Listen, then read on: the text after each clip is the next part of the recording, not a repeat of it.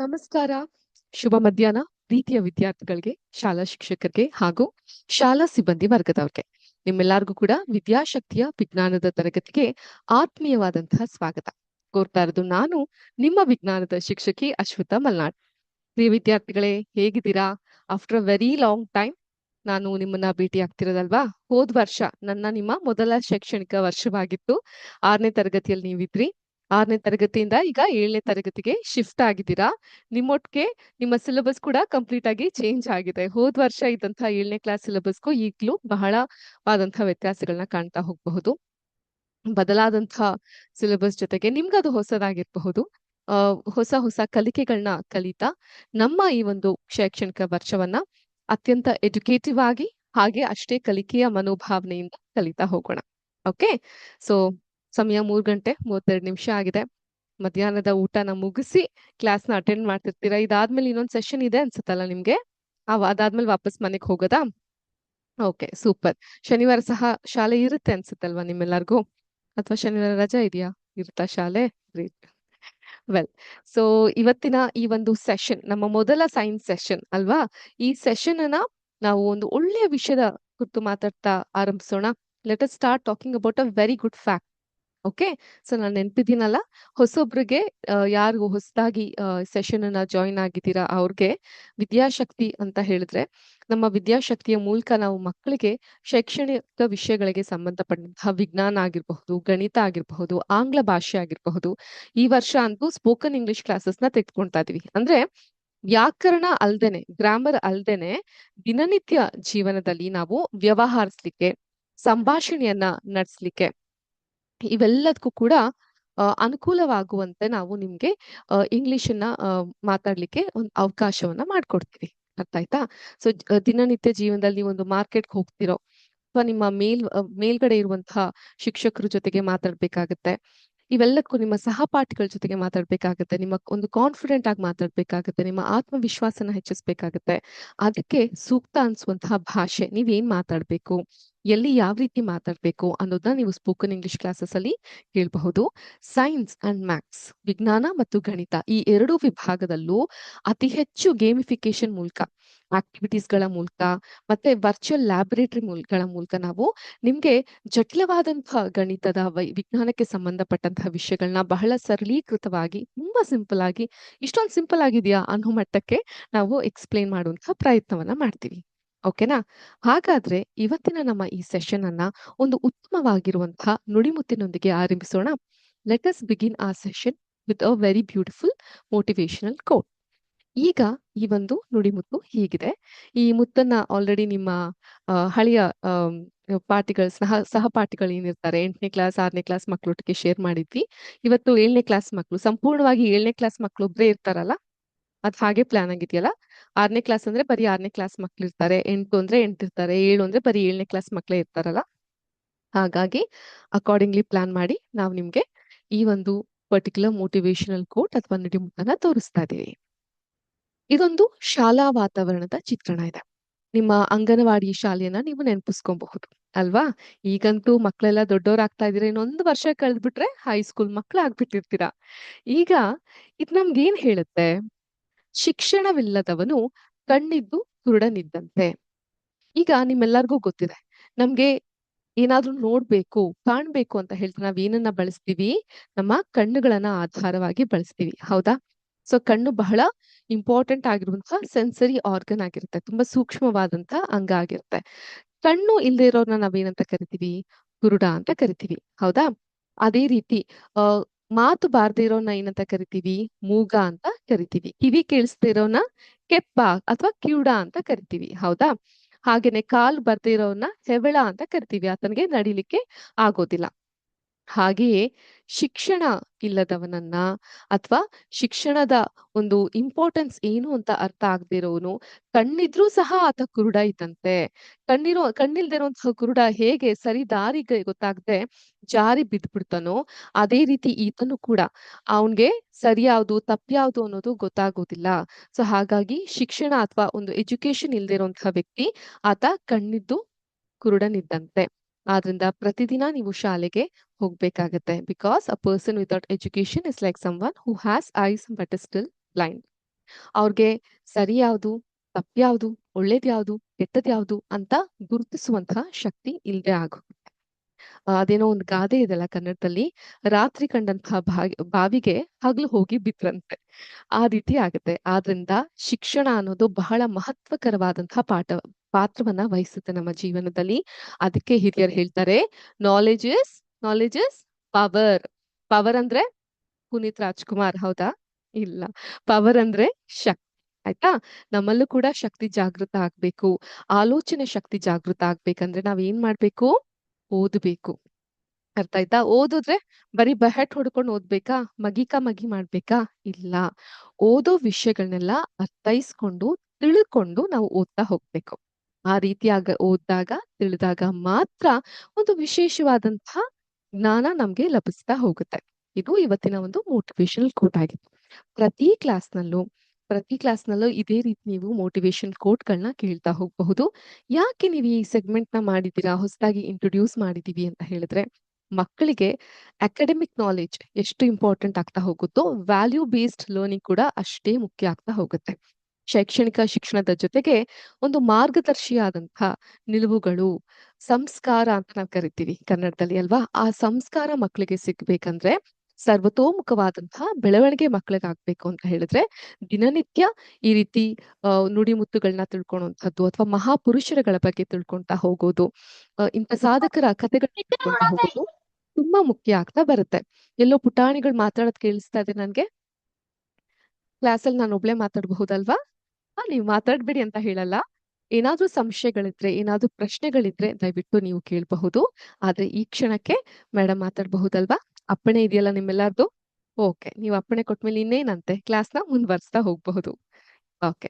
ಇದನ್ನ ಹೇಳ್ತಾ ಇವತ್ತಿನ ಸೆಷನ್ ಅನ್ನ ನಾವು ಆರಂಭಿಸೋಣ ಒಂದು ಇಂಟ್ರೆಸ್ಟಿಂಗ್ ಆಗಿರುವಂತಹ ವಿಷಯದ ಕುರಿತು ಮಾತಾಡ್ತಾ. ಫಸ್ಟ್ ಹೇಳಿ, ನಾನು ಯಾರು? ಶ್ವೇತಾ. ನಾನು ಏನನ್ನ ತೆಗೆದುಕೊಂಡೆ ನಿಮ್ಗೆ? ವಿಜ್ಞಾನ. ವಿಜ್ಞಾನ ಅಂತ ಹೇಳಿದ್ರೆ ಏನು? What is science? Good. Science is the systematic study of knowledge. Very good, appreciated. But in general ಆಗಿ ವಿಜ್ಞಾನ ಅಂದ್ರೆ ಏನು? ನಿಮ್ಗೆ ಏನ್ ಅರ್ಥ ಆಗುತ್ತೆ ವಿಜ್ಞಾನ ಅಂದ್ರೆ? ಡಿಕೋಡ್ ಮಾಡೋಣವಾ? ಅರ್ಥೈಸ್ಕೊಂತ ಹೋಗೋಣವಾ? ವಿಜ್ಞಾನ ಅಂತ ಹೇಳಿದ್ರೆ ಏನು ಅನ್ನೋದನ್ನ ಈ ಒಂದು ಪರ್ಟಿಕ್ಯುಲರ್ ಸಿಮ್ಯುಲೇಷನ್ ಅಥವಾ ವರ್ಡ್ ವಾಲ್ ಆಕ್ಟಿವಿಟಿ ಮೂಲಕ ನಾವು ಅರ್ಥ ಮಾಡ್ಕೊಳಕ್ಕೆ ಪ್ರಯತ್ನವನ್ನ ಮಾಡೋಣ. ನನ್ ಜೊತೆಗಿದ್ದೀರಲ್ಲ ನೀವೆಲ್ಲ? ಕೇಳಿಸ್ತಾ ಇದೆಯಲ್ಲ? ವೆಲ್, ವಿಜ್ಞಾನ ಅಂತ ಹೇಳಿದ್ರೆ ಏನು ನೋಡೋಣ. ಓಕೆ, ಇದನ್ನ ಸ್ಟಾರ್ಟ್ ಓವರ್ ಮಾಡ್ಬೇಕು ನಾನು. ಜಸ್ಟ್ ನಂಗೊಂದ್ ಸ್ವಲ್ಪ ಸಮಯವನ್ನ ಕೊಡಿ.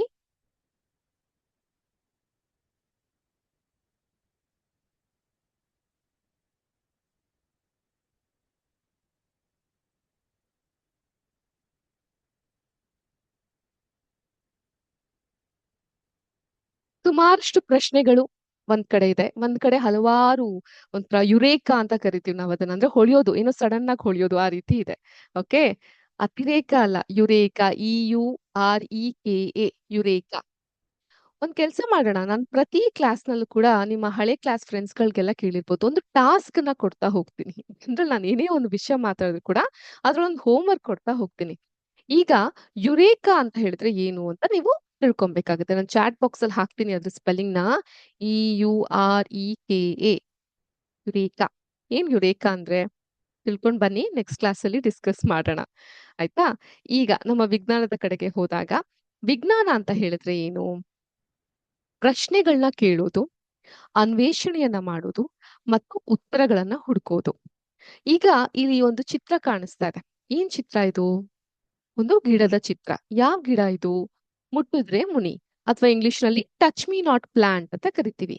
ಈ ಒಂದು ಗಿಡವನ್ನ ನೀವು ಸ್ಪರ್ಶಿಸಿದಾಗ ಅದ್ರ ಎಲೆ ಹೀಗಿರುತ್ತೆ, ಸ್ಪರ್ಶ ಆದ್ಮೇಲೆ ಅದ್ರ ಎಲೆ ಮುದ್ರಕೊಳ್ಳುತ್ತೆ, ಮಡ್ಚ್ಕೊಳ್ಳುತ್ತೆ.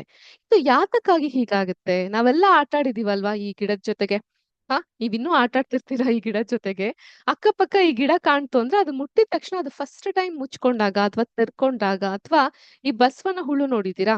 ಬಸವನ ಹುಳಿ ಹೋಗ್ತಾ ಇರುತ್ತೆ ರೋಡಲ್ಲಿ, ನೀವ್ ಅದನ್ನ ಟಚ್ ಮಾಡಿದ ತಕ್ಷಣ ಈ ರೀತಿ ಅದು ಸುರುಳಿ ಸುತ್ಕೊಂಡ್ಬಿಡುತ್ತೆ, ಈ ರೀತಿ ಚಕ್ರದ ರೀತಿ ಆಗ್ಬಿಡುತ್ತೆ. ಯಾಕೆ ಹಾಗಾಗತ್ತೆ? ಅದು ವಿಜ್ಞಾನದಲ್ಲಿ ನಾವ್ ಅದನ್ನ ಏನಂತ ಕರಿತೀವಿ? ಸ್ಟಿಮುಲೈ ಅಥವಾ ರೆಸ್ಪಾನ್ಸ್ ಮಾಡೋದು ಅಂತ ಕರಿತೀವಿ, ಅಥವಾ ಕನ್ನಡದಲ್ಲಿ ಪ್ರತಿಕ್ರಿಯೆ ಅಂತ ಕರಿತೀವಿ. ಪ್ರತಿಕ್ರಿಯೆಗೂ ಒಂದು ಅಪೋಸಿಟ್ ಆಗಿರುವಂತಹ ಪ್ರತಿಕ್ರಿಯೆ ಬರುತ್ತೆ. For every action there is an opposite reaction. ಅಲ್ವಾ? ಹಾಗಾಗಿ ನೀವ್ ಈ ರೀತಿ ಇರುವಂತ ಹುಳವನ್ನ ಹೀಗ್ ಮುಟ್ಟಿದಾಗ ಅದು ಮುದುರ್ಕೊಳ್ಳೋದು, ಅದು ನಿಮ್ಗೆ ಕೊಡ್ತಾ ಇರುವಂತಹ ಪ್ರತಿಕ್ರಿಯೆ. ಬಿಸಿಯಾಗಿರೋ ಪಾತ್ರೆ ಮುಟ್ಟಿದ ತಕ್ಷಣ ಕೈಯ ಹಿಂದೆ ತೆಗೆದ್ಕೊಂಡ್ಬಿಡ್ತೀವಿ. ಅದು ನಮ್ಮ ದೇಹ ನಮ್ಗೆ ಕೊಡ್ತಿರುವಂತಹ ಪ್ರತಿಕ್ರಿಯೆ. ಅರ್ಥ ಆಯ್ತಾ? ಸೊ ಇದು ವಿಜ್ಞಾನ ಹೇಳುವಂಥದ್ದು.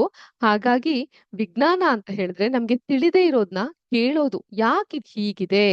ಅನ್ವೇಷಣೆಯನ್ನ ಮಾಡೋದು. You have to analyse on it. ಯಾಕಿದ್ ಈ ರೀತಿ ಇದೆ?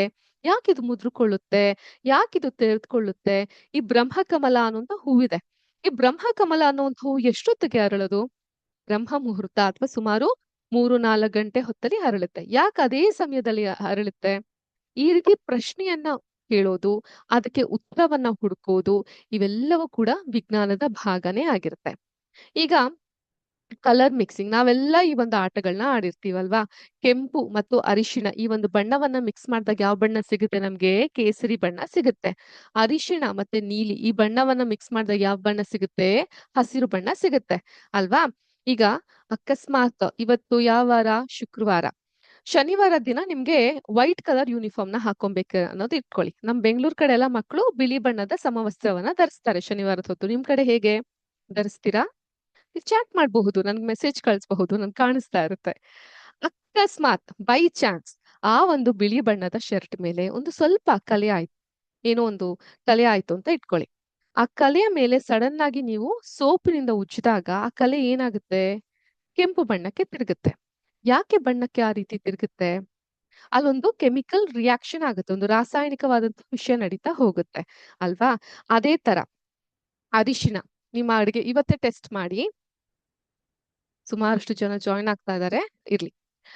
ಅರಿಶಿಣ ಅಡ್ಗೆ ಮನೇಲಿ ಒಂದು ಚಿಟಿಕೆ ಅರಿಶಿಣವನ್ನ ತೆಗೆದುಕೊಳ್ಳಿ, ನಿಮ್ಮ ಕೈ ಮೇಲೆ ಹಾಕೊಳ್ಳಿ. ಅದಾದ ನಂತರ ಸಾಬೂನು, ನೀವ್ ಯಾವ ಸಾಬೂನನ್ನು ಯೂಸ್ ಮಾಡ್ತೀರಾ ಆ ಸಾಬೂನನ್ನ ತೆಗೆದು ಆ ಸಾಬೂನನ್ನ ಆ ಕೈ ಮೇಲೆ ಒರೆಸಿ.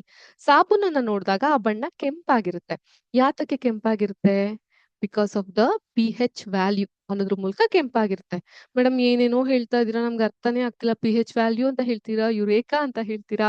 ಸಾವಧಾನ ಮಕ್ಕಳೇ, ನಮ್ಗೆ ದಾರಿ ದೊಡ್ಡದಾಗಿದೆ. ನಿಧಾನವಾಗಿ ಒಂದೊಂದೇ ಕಲ್ಲನ್ನ ಎತ್ಕೊಳ್ತಾ ಹೋಗೋಣ. ನಮ್ಗೆ ಅವಾಗ ವಿಜ್ಞಾನ ಬಹಳ ಸುಲಭವಾಗಿ ಅರ್ಥ ಆಗ್ಲಿಕ್ಕೆ ಶುರುವಾಗುತ್ತೆ. ಇಲ್ಲಿ ನಾನು ಏನ್ ಹೇಳಲಿಕ್ಕೆ ನಿಮ್ಗೆ ಹೊರಟಿದ್ದೀನಿ ಅಂತ ಹೇಳಿದ್ರೆ, ನಮ್ಮ ಜೀವನದ ಪ್ರತಿಯೊಂದು ಭಾಗಗಳಲ್ಲೂ ಕೂಡ ನಾವು ವಿಜ್ಞಾನವನ್ನ ಕಾಣ್ತಾ ಹೋಗಬಹುದು. ನಾ ಆಗ್ಲೇ ನೋಡಿದಾಗ ಒಂದು ಎಲೆ ಯಾಕೆ ಮುದುರುತ್ತೆ, ಅದ್ ಯಾಕೆ ತನ್ನಿಂದ ತಾನು ತೆರೆದುಕೊಳ್ಳುತ್ತೆ, ಅದೇ ರೀತಿ ಬಣ್ಣಗಳನ್ನ ಮಿಶ್ರಣ ಮಾಡಿದಾಗ ಹೊಸದೊಂದು ಬಣ್ಣ ಸೃಷ್ಟಿಯಾಗುತ್ತೆ ಅಲ್ವಾ? ನಿಮ್ಗೆ ಗೊತ್ತಿರ್ಲಿ, ಇರೋದೇ 3 ಬಣ್ಣ: ಕೆಂಪು, ಹಸಿರು, ನೀಲಿ. RGB ಕಲರ್ಸ್ ಅಂತ ಕರಿತೀವಿ. ಇದನ್ನ ನಾವು ಪ್ರಾಥಮಿಕ ಬಣ್ಣ ಅಂತ ಕರಿತೀವಿ. ಹಾಗಿದ್ರೆ ಗುಲಾಬಿ ಬಣ್ಣ, ನೇರಳೆ ಬಣ್ಣ, ಹಳದಿ ಬಣ್ಣ, ಈ ಎಲ್ಲ ಬಣ್ಣ ಬಂದಿದೆಲ್ಲಿಂದ? ಈ ಬಣ್ಣಗಳ ಮಿಕ್ಸ್ಚರ್ ಇಂದ. ಹೋಗ್ತಾ ಹೋಗ್ತಾ ಒಳ್ಳೊಳ್ಳೆ ಸಿಮ್ಯುಲೇಷನ್ ಇದೆ. ಸಿಮ್ಯುಲೇಷನ್ ಮೂಲಕ ಬಣ್ಣಗಳ ಮಿಕ್ಸ್ಚರ್ ಹೇಗಾಗುತ್ತೆ ಅನ್ನೋದು ಕೂಡ ನಾನು ನಿಮ್ಗೆ ತೋರಿಸ್ತಾ ಹೋಗ್ತೀನಿ. ನನ್ ಧ್ವನಿ ಕೇಳಿಸ್ತಾ ಇದೆಯಲ್ಲ ನಿಮ್ಮೆಲ್ಲರಿಗೂ?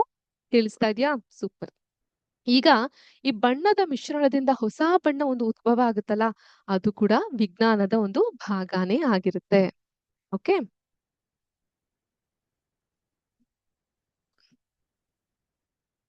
ನೆಕ್ಸ್ಟ್, ನೀವು ಕೆಂಪು ಮತ್ತು ಹಳದಿ ಬಣ್ಣಗಳನ್ನ ಮಿಶ್ರಣ ಮಾಡಿದಾಗ ಕಿತ್ತಳೆ ಬಣ್ಣ ಬಂದ್ರೆ ಅದು ಕೂಡ ವಿಜ್ಞಾನನೇ ಆಗಿರುತ್ತೆ. ಅದು ಕೂಡ ವಿಜ್ಞಾನನೇ ಉತ್ತರ ಕೊಡುತ್ತೆ. ಯಾಕೆ ಮಿಶ್ರಣದಿಂದ ಕಿತ್ತಳೆ ಬಣ್ಣ ಬಂತು ಅನ್ನೋದು ಹೇಳುತ್ತೆ. ಚೆಂಡುಗಳು ನಮ್ಮೆಲ್ಲರಿಗೂ ಇಷ್ಟ ಅಲ್ಲ ಈ ರೀತಿ ಚೆಂಡನ್ನ ಎಸೆಯೋದು. ಈ ಚೆಂಡು ಮೇಲಿಂದ ಕೆಳಗೆ ಬೀಳುತ್ತಲ್ಲ, ಅದು ಯಾಕೆ ಅನ್ನುವಂತಹ ಉತ್ತರವನ್ನು ಕೂಡ ವಿಜ್ಞಾನನೇ ನಮ್ಗೆ ವಿವರಿಸ್ತಾ ಹೋಗುತ್ತೆ, ನಿಧಾನವಾಗಿ ಹೇಳ್ತಾ ಹೋಗುತ್ತೆ. ಅದೇ ರೀತಿ ಮಂಜುಗಡ್ಡೆ, ಈ ಬೇಸಿಗೆ ರಜೆ ಬಂದಾಗ ಎಷ್ಟು ಜನ ಮಕ್ಳು ಈ ರೀತಿ ಆಟ ಆಡಿದ್ದೀರಾ? ನಿಮ್ ಮನೇಲಿ ಅಕಸ್ಮಾತ್ ರೆಫ್ರಿಜರೇಟರ್ ಅಥವಾ ಫ್ರಿಡ್ಜ್ ಇತ್ತು ಅಂದ್ರೆ ಸುಮ್ನೆ ಒಂದ್ ಲೋಟದಲ್ಲಿ ನೀರನ್ನ ಹಿಡಿಯೋದು, ರೆಫ್ರಿಜ್ ಒಳಗೆ ಇಡೋದು, ಫ್ರೀಸರ್ ಒಳಗಡೆ ಇರೋದು, ಅದು ಮಂಜುಗಡ್ಡೆ ಆಯ್ತಾ ಅಂತ ನೋಡೋದು, ಆಗಿದ ತಕ್ಷಣ ಐಸ್ ಕ್ರೀಮ್ ಆಯ್ತು ಅಂತ ತಿನ್ನೋದು ಅಲ್ವಾ? ನಮ್ಮನೇಲೂ ಪುಟ್ ಪುಟ್ ಮಕ್ಳಿದ್ದಾರೆ, ಯಾವಾಗ್ಲೂ ಇದೇ ತರ ಆಟಗಳನ್ನ ಆಡ್ತಾನೆ ಇರ್ತಾರೆ. ಆ ಐಸನ್ನ ತಿನ್ನೋದು, ಆ ನಂತರ ನೆಗಡಿ ಕೆಮ್ಮು ಉಂಟಾಗೋದು. ಆದ್ರೆ ನೆನ್ಪಿರ್ಲಿ, ಈ ಐಸ್ ಕ್ಯೂಬ್ಗಳಿರುತ್ತಲ್ಲ ಅದನ್ನ ನೀವು ಹೊರಗಡೆ ಇಡಿ ಒಂದ್ ಸ್ವಲ್ಪ ಹೊತ್ತು ಬಿಸಿಲಿನಲ್ಲಿ, ಏನಾಗುತ್ತೆ? ರೂಮ್ ಟೆಂಪರೇಚರ್ ಬಂದ ತಕ್ಷಣ ಅದು ಕರಗಿ ಹೋಗುತ್ತೆ. ಈ ಮಂಜುಗಡ್ಡೆ ಏನಿದೆ ಅದು ಕರಗಿ ನೀರಾಗೋದಿದೆಯಲ್ಲ, ಅದು ಕೂಡ ವಿಜ್ಞಾನದ ಒಂದು ಭಾಗನೇ ಆಗಿರುತ್ತೆ ಮಕ್ಳೇ. ತಿಳಿತಾ? ಹಾಗೇನೆ ಈ ಒಂದು ಸಸ್ಯ ಚಿಗುರುವಂತ ರೀತಿ, we call it as germination of plant.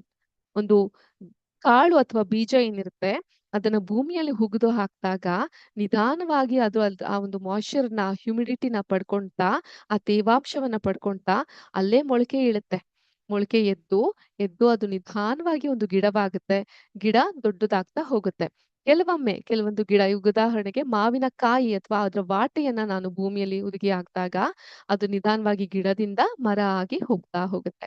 ಈ ರೀತಿ ಈ ಬದಲಾವಣೆ ಏನು ಜೈವಿಕ ಬದಲಾವಣೆ ಏನು ಕಾಣ್ತಾ ಹೋಗ್ತೀವಿ, ಇವೆಲ್ಲವೂ ಕೂಡ ವಿಜ್ಞಾನದ ಅತಿ ಮುಖ್ಯವಾದಂತಹ ಭಾಗಗಳೇ ಆಗಿರುತ್ತೆ. ಆದ್ರಿಂದ ಒಂದು ಸಸ್ಯ ಹೇಗೆ ಬೆಳೆಯುತ್ತೆ ಅನ್ನೋದು ಕೂಡ ವಿಜ್ಞಾನದ ಭಾಗನೇ ಆಗಿರುತ್ತೆ ಮಕ್ಳೇ. ಅರ್ಥ ಆಗ್ತಾ ಇದೆಯಾ ನಿಮ್ಮೆಲ್ಲರಿಗೂ? ಯಾರಿಗಾದ್ರೂ ಏನಾದ್ರು ಸಂಶಯ ಮೂಡ್ತಾ ಇದ್ಯಾ? ಮುಂದೆ ಹೋಗ್ಬಹುದಾ? ಅಪ್ಪಣೆ ಕೊಡ್ತೀರಾ? ಕೆಲವೊಮ್ಮೆ ಪಕ್ಷಿಗಳು ಆಕಾಶದಲ್ಲಿ ಯಾಕೆ ಹಾರುತ್ತೆ? ಇನ್ ಕೆಲವೊಮ್ಮೆ ತುಂಬಾ ಸಿಲ್ಲಿ ಡೌಟ್ಸ್‌ಗಳು ಬರಬಹುದು. ಈ ಸೀನ್ ಯಾಕೆ ಬರುತ್ತೆ? ಯಾರಾದ್ರೂ ಯೋಚನೆ ಮಾಡಿದ್ದೀರಾ? ವಿ ಆಲ್ ಸ್ನೀಸ್ ಕೋಲ್ಡ್ ಆದಾಗ, ಕೆಮ್ಮು ಬಂದಾಗ ಜೋರಾಗಿ ಅಕ್ಷಿ ಅಂತ ಹೇಳ್ತೀವಿ. ಯಾಕೆ ಅಕ್ಷಿ ಅಂತ ಹೇಳ್ತೀವಿ? ಇದ್ರಿಂದ ಇರುವಂತಹ ವಿಜ್ಞಾನ ಏನು? ಏನಿರಬಹುದು? Please have a guess. ನಾವೆಲ್ಲ ಯಾತಕ್ಕೆ ಸ್ನೀಸ್ ಮಾಡ್ತೀವಿ? ಸ್ನೀಸಿಂಗ್ ಅಂತ ಹೇಳಿದ್ರೆ ಸೀನೋದು, ಅಕ್ಷಿ ಅನ್ನೋದು. ಯಾಕ್ ಮಾಡಬಹುದು? ಎಷ್ಟೊಂದ್ ಜನ ಜಾಯ್ನ್ ಆಗಿದ್ರ ನನ್ಗೆ ಅಟ್ಲೀಸ್ಟ್ ಒಬ್ರು ಉತ್ತರ ಕೊಡಬಹುದಾ ಇದಕ್ಕೆ? ನಾವ್ ಯಾಕೆ ಅಕ್ಷಿ ಅಂತ ಹೇಳ್ತೀವಿ ಅಂತ? Can we get some answers from you? Unmute ಮಾಡಿ ಕೂಡ ನೀವ್ ಹೇಳ್ಬಹುದು. ಇಲ್ಲ ಚಾಟ್ ಬಾಕ್ಸ್ ಅಲ್ಲಿ ಕೂಡ ನೀವು ನನ್ಗೆ ಮೆಸೇಜ್ ಕಳಿಸಬಹುದು. ನಾವ್ ಯಾಕೆ ಅಕ್ಷಿ ಅಂತೀವಿ? ಅದ್ರ ಹಿಂದೆ ಇರುವಂತ ವಿಜ್ಞಾನ ಏನಿರಬಹುದು? ಯೋಚಿಸಿ, ಚಿಂತನೆ ಮಾಡಿ ನೋಡಿ. ಈ ರೀತಿ ಚಿಂತನೆ ಮಾಡೋದಿದೆಯಲ್ಲ, ಅದು ಕೂಡ ವಿಜ್ಞಾನದ ಒಂದು ಸುಂದರವಾದಂತಹ ಭಾಗನೇ ಆಗಿರುತ್ತೆ. ಓಕೆ. ಸೊ ಈಗ ಹೇಳಿ, ಚಿಂತನೆಯನ್ನ ಮಾಡಿ, ನಾವು ಸೀನ್ತೀವಿ ಅಥವಾ ಅಕ್ಷಿ ಅಂತ ಹೇಳ್ತೀವಿ. ಇದ್ರ ಹಿಂದೆ ಇರುವಂತಹ ಒಂದು ಆಹ್, ಟೆಕ್ನಿಕ್ ಏನಿರುತ್ತೆ ಅಂತ ನೀವ್ ಯೋಚಿಸ್ತಿದ್ದೀರಾ? ಏನಿರಬಹುದು? ಫಸ್ಟ್ ಆಫ್ ಆಲ್ ಸೀನು ಅಂತ ಹೇಳಿದ್ರೆ ಏನು?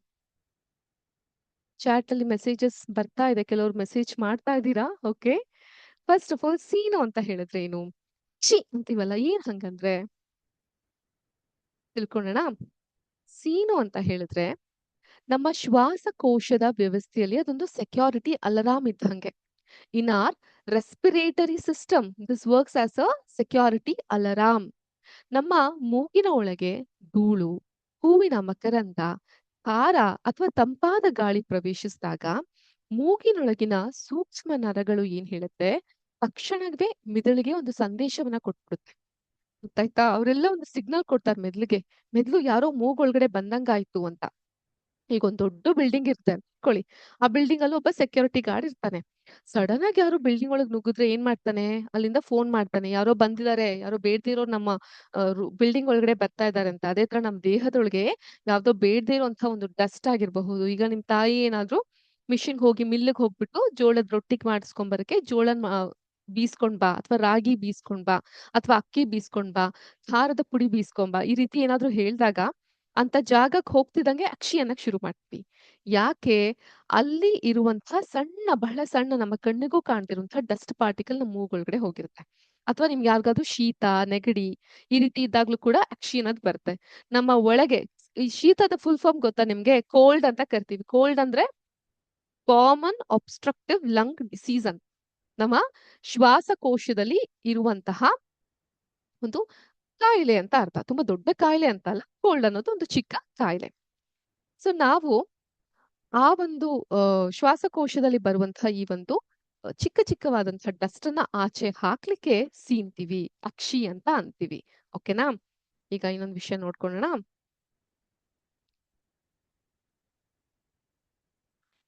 ನಾವು ಸೀನ್ದಾಗ ಏನಾಗುತ್ತೆ? ನಗು ಬರ್ತಾ ಇದೆ ಅನ್ಸುತ್ತೆ ನಿಮ್ ಚಿತ್ರ ನೋಡ್ದಾಗ. ಓಕೆ. ಕ್ಷಿ ಅಂತ ಸೀನ್ದಾಗ ಕೆಲವರಂತೂ ಎಷ್ಟು ಜೋರಾಗಿ ಸೀನ್ತಾರಲ್ಲ, ಅದು ಸೀನೋದ್ರಲ್ಲೂ ಕೂಡ ಎಷ್ಟೊಂದ್ ವೆರೈಟಿ ತರ ಇರುತ್ತೆ. ಢಡಾಮ್ ಅಂತ ಮೂಗ್ನಲ್ಲಿ ಈ ಧೂಳು ಅಥವಾ ಕ್ರಿಮಿಗಳೇನಾದ್ರೂ ಹೊರ ಹಾಕ್ಲಿಕ್ಕೆ ಗಾಳಿ, ಗಂಟಲು ಮತ್ತು ಮೂಗಿನ ಮೂಲಕ ಸೀನ್ತೀವಿ. ಆಗ ಆ ಒಂದು ಗಂಟೆಗೆ ಸುಮಾರು 160 ಕಿಲೋಮೀಟರ್ ವೇಗದಲ್ಲಿ ಯಾವ ಕಾರ್ ಕೊಡುತ್ತಪ್ಪ ಈ ಸ್ಪೀಡ್‌ನ? 1 ಅವರ್‌ಗೆ 160 ಕಿಲೋಮೀಟರ್ ವೇಗದಲ್ಲಿ ಈ ಸೀನು ಹೊರಬರುತ್ತೆ. ಆ ಕಾರಣಕ್ಕೋಸ್ಕರನೇ ನೆನ್ಪಿರ್ಲಿ, ನಾವೊಮ್ಮೆ ಸೀನ್ದಾಗ ಸುಮಾರು 40,000 ಸೂಕ್ಷ್ಮ ಹನಿಗಳು ಅಂದ್ರೆ ನಮ್ಮ ಕಣ್ಣಿಗೆ ಕಾಣಿಸ್ತಿರುವಂತಹ ಮೈಕ್ರೋ ಡ್ರಾಪ್ಲೆಟ್ಸ್ ಅಂತ ಕರಿತೀವಿ. ಸೂಕ್ಷ್ಮ ಮೈಕ್ರೋ ಹನಿಗಳು ಡ್ರಾಪ್ಲೆಟ್ಸ್ ಗಾಳಿಯಲ್ಲಿ ಸಿಡಿಯುತ್ತೆ. ಅದಕ್ಕೆ ನಾವ್ ಸೀನ್ಬೇಕಾದ್ರೆ ಕೈ ರುಮಾಲು ಅಂದ್ರೆ ಹ್ಯಾಂಡ್ ಕರ್ಚಿಫ್ ಅಥವಾ ಮೊಣಕೈಯನ್ನ ಅಡ್ಡ ಇಟ್ಕೊಂಡು ಸೀನ್ಬೇಕು. ಸೊ ಹೇಗ್ ಸೀನ್ಬೇಕು ನಾವೆಲ್ಲ? ಛಿ ಅಂತ ಸೀನ್ಬೇಕಾ? ಹೀಗಿಟ್ಕೊಂಡು ಛಿ ಹೀಗ್ ಸೀನ್ಬೇಕು. ಇನ್ನೊಂದು ಫ್ಯಾಕ್ಟ್ ಹೇಳಲಾ? ನಾವ್ ಸೀನ್ ಬೇಕಾದ್ರೆ ಕಣ್ಣನ್ ಮುಚ್ತೀವಿ. ಯಾಕೆ ಕಣ್ಣನ್ ಮುಚ್ತೀವಿ? ಕಣ್ ಬಿಟ್ಕೊಂಡ್ ನಮ್ಗೆ ಸೀನಕ್ ಆಗಲ್ಲ. ಕಣ್ ಮುಚ್ಚೆ ನಾವ್ ಸೀನ್ತೀವಿ. ಯಾಕೆ? Why do we close our eyes while sneezing? ಯಾಕಿರ್ಬಹುದು? ಯೋಚನೆ ಮಾಡ್ತೀರಾ? ಯೋಚನೆ ಮಾಡಿ ನಂಗೆ ಮುಂದಿನ ಕ್ಲಾಸಲ್ಲಿ ಉತ್ತರ ಕೊಡ್ತೀರಾ? ಮುಂದಿನ ಕ್ಲಾಸ್ ಮುಂದಿನ ಶುಕ್ರವಾರನೇ ಅಲ್ವಾ ನಾವ್ ಸಿಗೋದು? ಓಕೆ. ಶುಕ್ರವಾರದ ಅತಿಥಿಗಳು ನಾವು. ವೆಲ್, ಸೊ ಮುಂದಿನ ಶುಕ್ರವಾರ ನನಗೆ 2 ಟಾಸ್ಕ್ ನಾನು ನಿಮ್ಗೆ ಕೊಡ್ತೀನಿ. ಬಂದು ನಾವು ಸ್ನೀಸ್ ಮಾಡ್ಬೇಕಾದ್ರೆ, ಕ್ಷಿ ಅಂತ ಅನ್ಬೇಕಾದ್ರೆ ಯಾಕೆ ನಮ್ಮ ಕಣ್ಣನ್ನ ಮುಚ್ತೀವಿ ಅನ್ನೋಂತಹ ಒಂದು ಒಗಟಿಗೆ ಅಥವಾ ಪ್ರಶ್ನೆಗೆ ನೀವು ಉತ್ತರವನ್ನ ಕಂಡ್ಕೊಂಡ್ ಬರ್ಬೇಕಾಗತ್ತೆ. ಕಂಡ್ಕೊಂಡ್ ಬರ್ತೀರಾ? ತಿಳ್ಕೊಂಡ್ ಬರ್ತೀರಾ ನೀವು? ಎಸ್, ಇದೇ ರೀತಿಯಾದಂತಹ ವೈಜ್ಞಾನಿಕ ವಿಷಯಗಳನ್ನ ನಾವು ಕಂಡ್ಕೊಂತಾ ಹೋದಾಗ ವಿಜ್ಞಾನ ಅನ್ನೋದು ನಮ್ಗೆ ಬಹಳ ಬಹಳ ಸಹಾಯಕ ಆಗ್ತಾ ಬರುತ್ತೆ. ಓಕೆ. ಸೊ ಈಗ ನೆಕ್ಸ್ಟ್ ಸೆಷನ್ ಅಲ್ಲಿ ನಾವು ವಿಜ್ಞಾನದ ಬಗ್ಗೆ ತಿಳ್ಕೊಳ್ತಾ ಹೋಗ್ವಿ. ಈಗ ನಾವ್ ಯಾಕೆ ವಿಜ್ಞಾನವನ್ನ ಕಲಿಬೇಕು? ಆಯ್ತು, ನಾವೇನೋ ಒಂಥರ ಆಲೋಚನೆ ಮಾಡುವಂಥದ್ದು, ಹುಡ್ಕಾಡುವಂಥದ್ದು, ಇವೆಲ್ಲ ವಿಜ್ಞಾನದ ಭಾಗ ಅಂತ ನಾನು ಹೇಳಿದ್ದೆ. ಈಗ ನೆಕ್ಸ್ಟ್ ನಾವು ವಿಜ್ಞಾನವನ್ನ ಯಾಕೆ ಕಲಿಬೇಕು? ಎಲ್ಲೆಲ್ಲಿ ವಿಜ್ಞಾನವನ್ನ ಕಾಣಬಹುದು ಅಂತ ನೋಡೋಣವಾ? ಎಲ್ಲರಿಗೂ ಅರ್ಥ ಆಗ್ತಾ ಇದೆಯಲ್ಲ? ಅಥವಾ ಫಾಸ್ಟ್ ಆಗಿ ಮೂವ್ ಆಗ್ತಾ ಇದೀನಾ? ಅಥವಾ ತುಂಬಾ ನಿಧಾನವಾಗಿ ಚಲಿಸ್ತಾ ಇದ್ದೀನಾ? ನೀವೇ ನಿಮ್ಮ ಅಭಿಪ್ರಾಯಗಳನ್ನ ಹೇಳ್ಬೇಕು. ನಿಮ್ಮ ಒಂದು ಮನೋ ಇಚ್ಛೆಯಂತೆ ಅಥವಾ ನಿಮ್ಗೆ ಹೇಗೆ ಇಷ್ಟ ಆಗ್ತಾ ಹೋಗುತ್ತೋ ಆ ರೀತಿಲಿ ನಾವು ಕ್ಲಾಸ್ ಡಿಸೈನ್ ನ ಮಾಡ್ತಾ ಹೋಗ್ತೀವಿ. ತಿಳಿತಾ? ಈಗ ನಾನು ವಿಜ್ಞಾನ ಅಂತ ಹೇಳಿದ್ರೆ ಏನು ಅಂತ ಹೇಳ್ದೆ ನಿಮ್ಗೆ. ಸೊ ವಿಜ್ಞಾನವನ್ನ ನಾವ್ ಯಾಕೆ ಕಲಿಬೇಕು? ನಾವ್ ಎಲ್ಲೆಲ್ಲಿ ವಿಜ್ಞಾನವನ್ನ ಕಾಣ್ತಾ ಹೋಗ್ಬಹುದು ಅಂತ ನೋಡೋಣವಾ?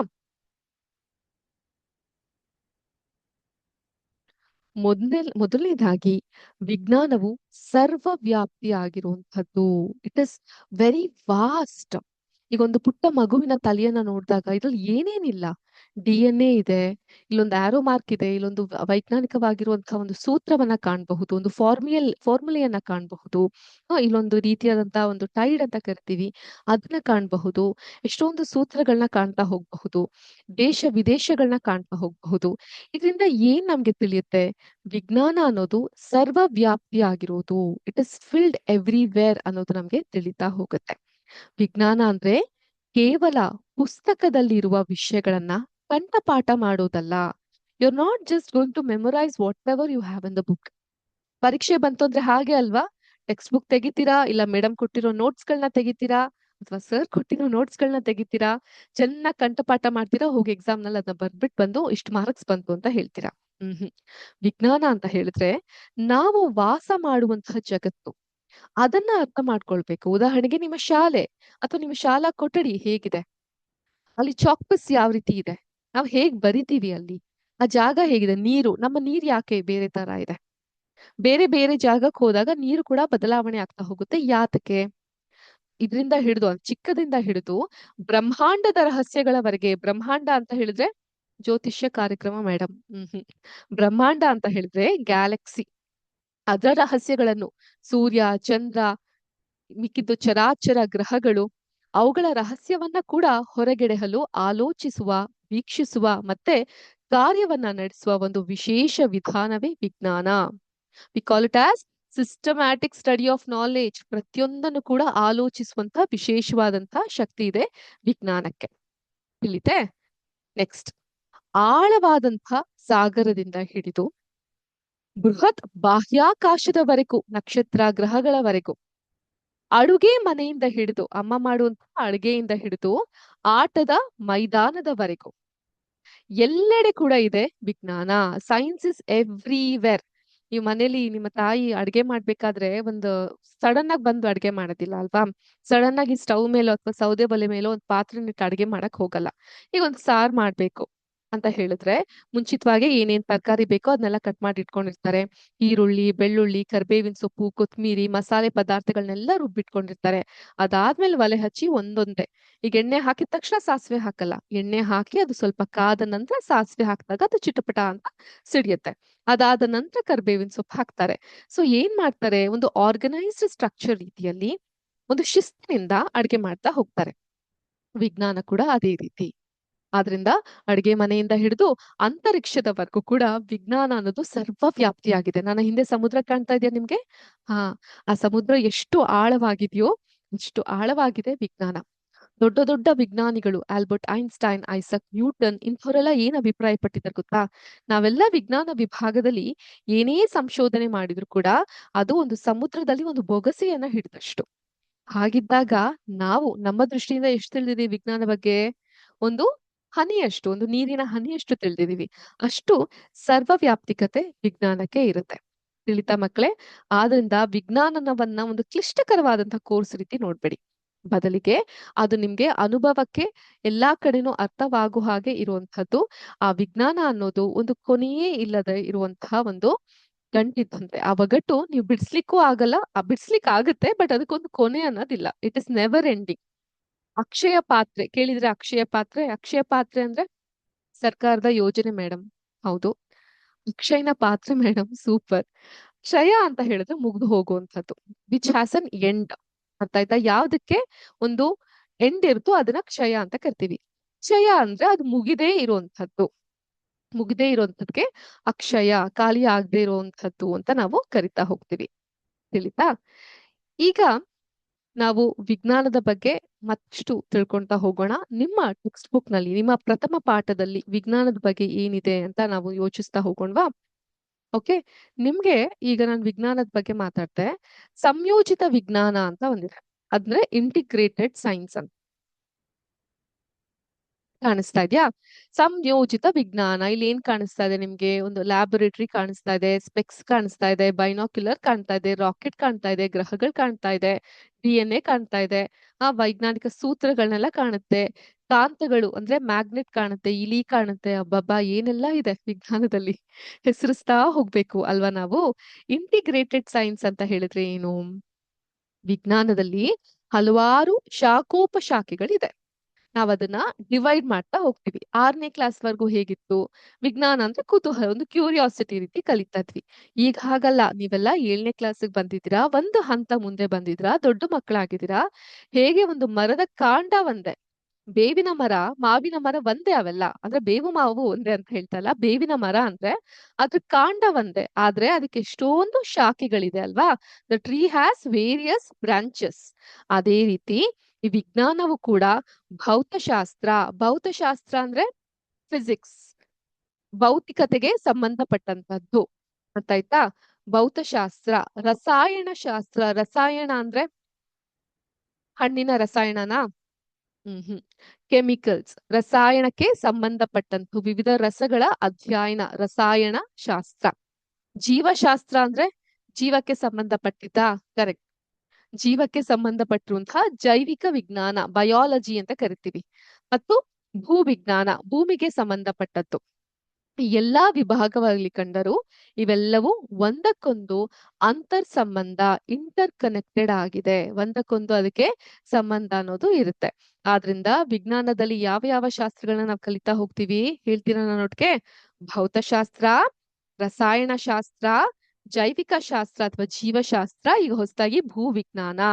ಭೂಮಿಯ ಬಗ್ಗೆ, ಭೂಮಿಯ ಒಳಹರಿವಿನ ಬಗ್ಗೆ ತಿಳ್ಕೊಳ್ಳುವಂತಹ ಭೂವಿಜ್ಞಾನ ಕೂಡ ವಿಜ್ಞಾನದ ಭಾಗನೇ ಆಗೋಗಿದೆ. ಇವೆಲ್ಲವನ್ನ ಕೂಡ ನಾವು ಈ ಶೈಕ್ಷಣಿಕ ವರ್ಷದ ಕ್ಲಾಸ್ಗಳಲ್ಲಿ ಕಲಿತಾ ಹೋಗ್ತೀವಿ. ತಿಳಿತಾ? ಸೊ ಜೊತೆಗೆ ಆಲೋಚನೆಯನ್ನ ಕೂಡ ಮಾಡ್ತೀವಿ. ಯಾರು ಇವರು? Albert Einstein? ಅಲ್ಲ ಅಲ್ಲ, ಆಲ್ಬರ್ಟ್ ಐನ್ಸ್ಟೈನ್ ಅಲ್ಲ. ಹತ್ರ ಇದ್ದೀರಾ? ಹೇಳಿ, ಯಾರು ಇವರು? Very good, Isaac Newton. Isaac Newton ಅವ್ರು ಏನ್ ಮಾಡ್ತಾರೆ? ಒಂದು ಕ್ಷೇತ್ರದಲ್ಲಿ ಉಂಟಾಗುವಂತಹ ಹೊಸ ಆಲೋಚನೆ, ಈ ಕ್ಷೇತ್ರ ಏನ್ ಕಂಡು ಹಿಡಿದ್ರು ಇವ್ರು ಇದ್ರ ಮೂಲಕ? ಗ್ರಾವಿಟೇಷನಲ್ ಫೋರ್ಸ್ ಅಥವಾ ಗುರುತ್ವಾಕರ್ಷಣೆಯನ್ನ ಕಂಡು ಹಿಡಿದ್ರು.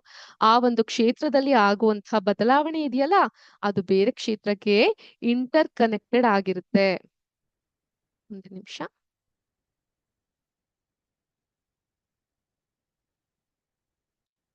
ಒಂದು ಕ್ಷೇತ್ರದಲ್ಲಿ ಉಂಟಾಗುವ ಹೊಸ ಆಲೋಚನೆ ಇನ್ನೊಂದು ಕ್ಷೇತ್ರದಲ್ಲಿ ಆವಿಷ್ಕಾರ ಇನ್ವೆನ್ಷನ್ಗೆ ಪ್ರೇರಣೆಯನ್ನ ನೀಡುತ್ತೆ. It inspire for new invention. ಆದ್ರಿಂದ ವಿಜ್ಞಾನದ ಸರ್ವವ್ಯಾಪ್ತಿಕತೆ ಬಹಳ ದೊಡ್ಡದಾಗಿದೆ. ಓಕೆ. ಸೊ ಇವತ್ತಿನ ಕ್ಲಾಸ್ ನಲ್ಲಿ ನಾವ್ ಏನ್ ಕಲ್ತ್ಕೊಂಡ್ವಿ? ವಿಜ್ಞಾನ ಅಂತ ಹೇಳಿದ್ರೆ ಏನು, ವಿಜ್ಞಾನದ ಸರ್ವವ್ಯಾಪ್ತಿಕತೆ ಹೇಗಿದೆ, ನಮ್ಮ 7ನೇ ಕ್ಲಾಸಿನ ಪ್ರಥಮ ಪಾಠ ನಮ್ಗೆ ಏನನ್ನ ತಿಳಿಸುತ್ತೆ ಅನ್ನೋ ಒಂದು ಬರ್ಡ್ಸ್ ಐ ವ್ಯೂ, ಪಕ್ಷಿ ನೋಟವನ್ನ ನಾವು ಕಲ್ತ್ಕೊಂಡ್ವಿ. ಮುಂದಿನ ಕ್ಲಾಸ್ ನಲ್ಲಿ ಇದ್ರ ಬಗ್ಗೆ ಸವಿಸ್ತಾರವಾಗಿ ಕಲಿತಾ ಹೋಗೋಣ. ಜೊತೆಗೆ ನಾನು ಕೊಟ್ಟಿರುವಂತಹ 2 ಟಾಸ್ಕ್ ನೆನ್ಪಿದ್ಯಾ? ಯುರೇಕಾ ಚಾಟ್ ಬಾಕ್ಸ್ ಅಲ್ಲಿ ಹಾಕಿದೀನಿ ನೋಡಿ, EUREKA. ಯುರೇಕಾ ಅಂತ ಹೇಳಿದ್ರೆ ಏನು, ಜೊತೆಗೆ ನಾವು ಸ್ನೀಸ್ ಮಾಡಿದಾಗ, ಅಕ್ಷಿ ಅಂದಾಗ ಕಣ್ಣನ್ನ ಮುಚ್ಕೊಂತೀವಿ. ಯಾಕೆ ಕಣ್ಣನ್ನ ಮುಚ್ಕೊಂತೀವಿ? ಇದರ ಹಿಂದೆ ಇರುವಂತಹ ವಿಜ್ಞಾನ ಏನು? ಇವೆರಡನ್ನ ತಿಳ್ಕೊಂಡ್ ಬನ್ನಿ. ಉತ್ತರವನ್ನ ಮುಂದಿನ ಕ್ಲಾಸ್‌ನಲ್ಲಿ ನಾನು ನಿಮ್ಗೆ ಕೊಡ್ತೀನಿ. ಬಟ್ ನಿಮ್ಮ ಕಡೆಯಿಂದ ಪ್ರಯತ್ನ ಆಗ್ಬೇಕು, ತಿಳಿರಿ ಅಂತ ಹೇಳ್ತಾ, ಇವತ್ತಿನ ವಿಜ್ಞಾನದ ಸೆಷನ್‌ನ ಮುಗಿಸ್ತಾ ಇದ್ದೀನಿ. ಮುಂಬರುವ ಶಿಕ್ಷಕರನ್ನ ಸ್ವಾಗತಿಸ್ತಾ, ಸದ್ಯಕ್ಕೆ ನಾನು ವಿದಾಯ ತೆಗೆದುಕೊಳ್ತಾ ಇದ್ದೀನಿ. ಎಲ್ಲಾರ್ಗೂ ಶುಭ ದಿನ. ಜೈ ಹಿಂದ್, ಜೈ ಕರ್ನಾಟಕ ಮಾತೆ, ಜೈ ವಿದ್ಯಾಶಕ್ತಿ. ನಮಸ್ಕಾರ.